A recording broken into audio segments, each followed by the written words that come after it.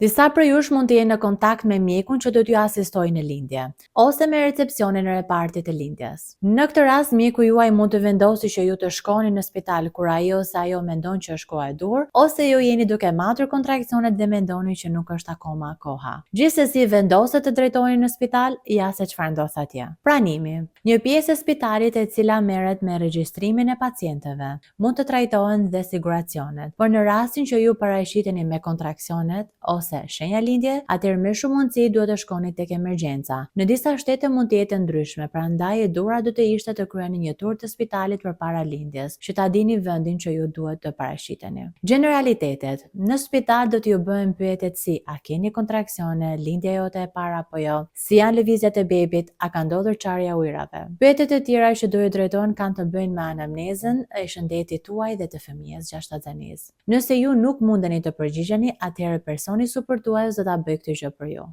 Ekzaminimet vaginale.